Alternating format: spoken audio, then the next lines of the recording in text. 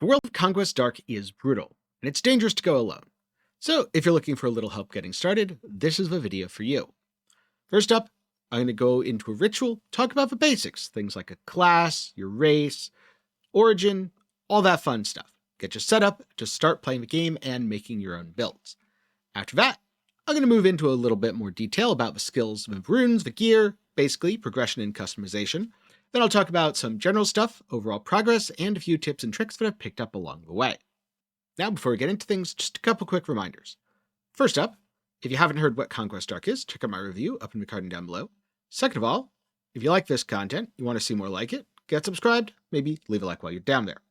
For now, let's jump in by doing one of the first things you're going to do when you start the game, which is play a ritual. That's all these circles. Most of these will not be on your map when you first start.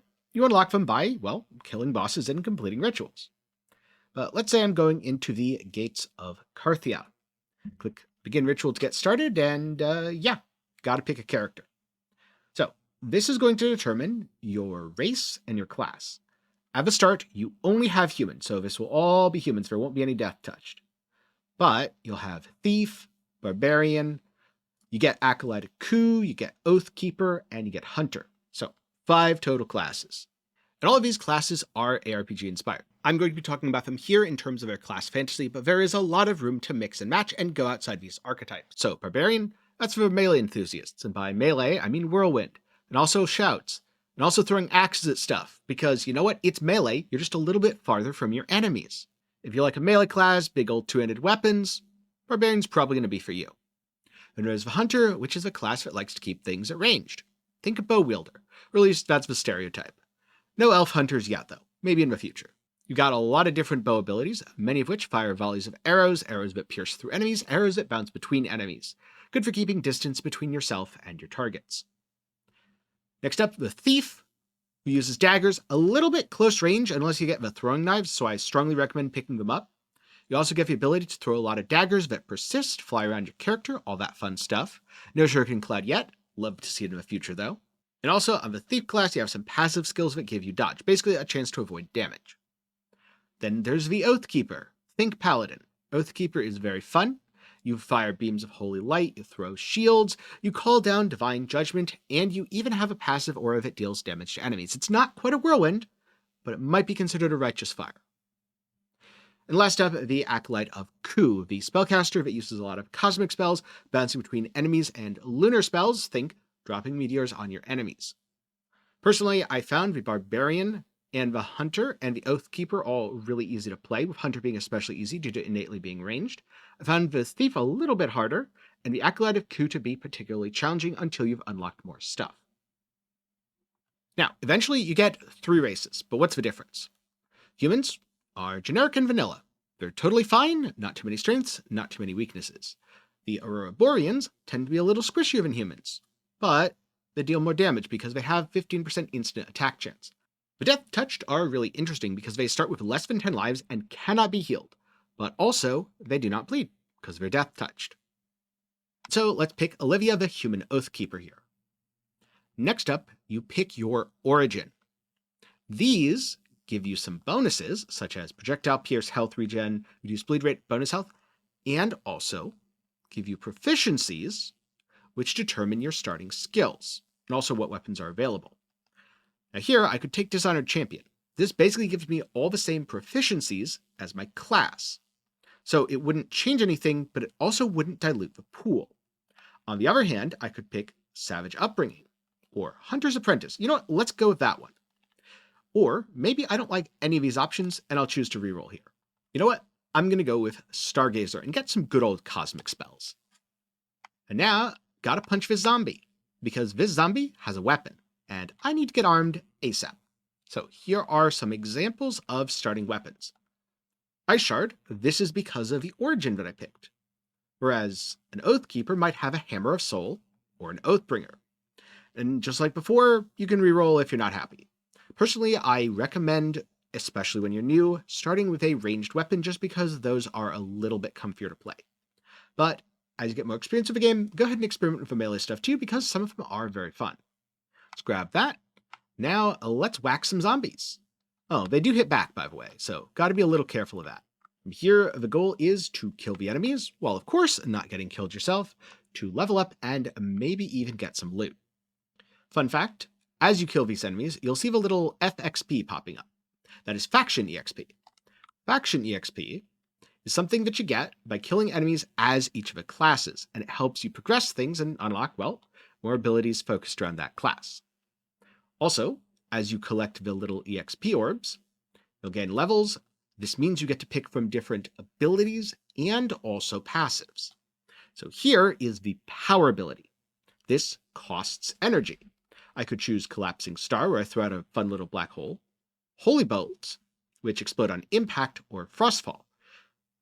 I get the Holy Bolts because I'm an Oath Keeper. I get the Collapsing Star and the Frostfall again because of my origin. It's a cosmic spell. Now, you'll also notice the rune slots. This is a character customization. You start with 1 rune slot on a skill, so I haven't used these skills a ton, but you can unlock up to 3. So let's go Frostfall, since that's the one I'm most familiar with. And now, as soon as that little blue bar above my character fills, I'm going to be dropping some icy chunks on enemies' heads. Now, just like how the player can have multiple lives, some enemies do as well, such as that guy. In general, enemies with multiple lives are scarier and they have better loot. And this is an example of a class mastery. Yes, these are all determined by your class. I've been taking Radiance for attack reach, projectile amount, and target amount. In other words, I get to hit more stuff with my skills. So let's just keep going into Radiance. Here's some equipment. In this case, it looks like a nice pair of shoes. And the equipment has different stats and also different set bonuses. Early on, you should really only pay attention to the stats and the set bonuses. So I might want the Carthia set because it gives crit hit chance and crit hit damage.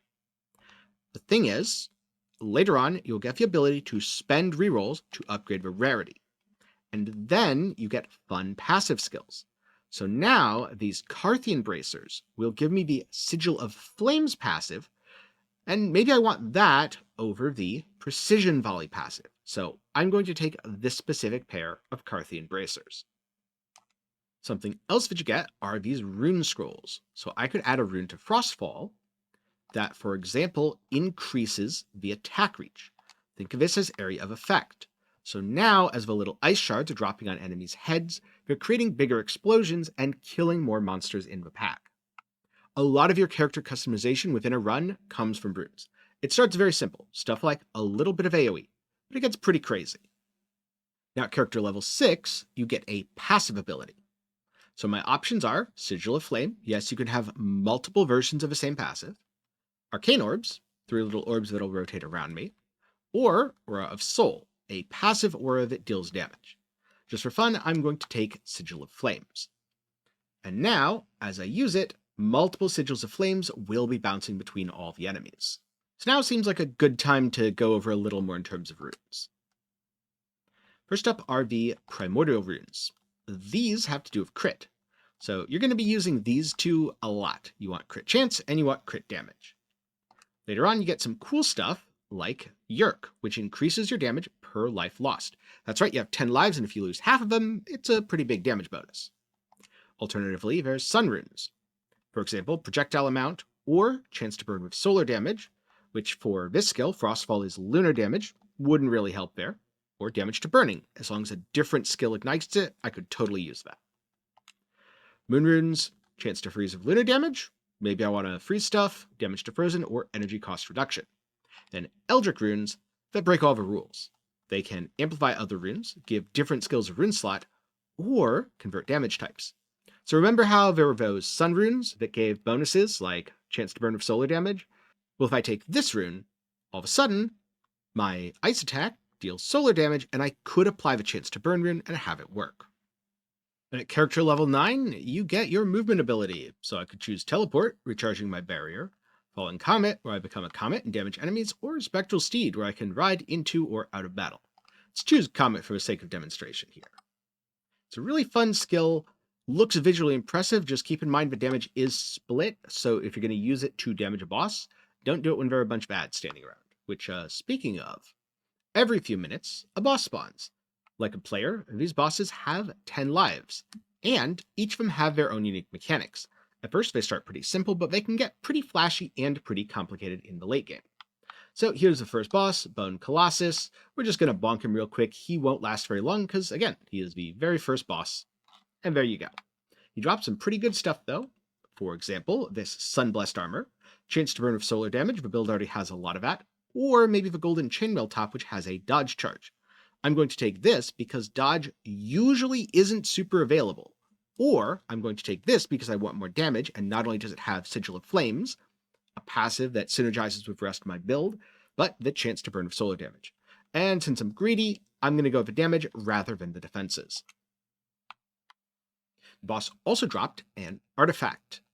Say Brand of Flame, since I want to set everything on light anyway. Now they're going to explode, dealing damage to their friends. You can see all this in the character sheet. So you can see your soul fragments, passive bonuses you collect. You can see your 2 artifacts, and yes, you only get 2, so choose carefully. You can see your weapon, and you can see your 5 equipment pieces. And again, yes, you only get 5, choose carefully, but additional equipment pieces are converted into enhancements on your existing items. So now let's talk about progression and the world. We will start at the gates of Carthia. By killing bosses, you unlock new rituals, like Sorceress's Fall, and you unlock game features and you unlock bonuses. Permanent stat increases, for example, and currencies like soul coins that you can use to upgrade stuff. You might even get a chance for rare or increased stats on your armor. You'll get some of these bonuses for getting faction EXP, which again, you do that by just playing the class. And as you go through, you'll unlock Altars of Power. You spend these red crystals to get a permanent bonus. These are very grindy after level 7 though, so don't expect to progress them quickly. Now, the silver and gold coins are very important. You spend those at the Stygian Archive.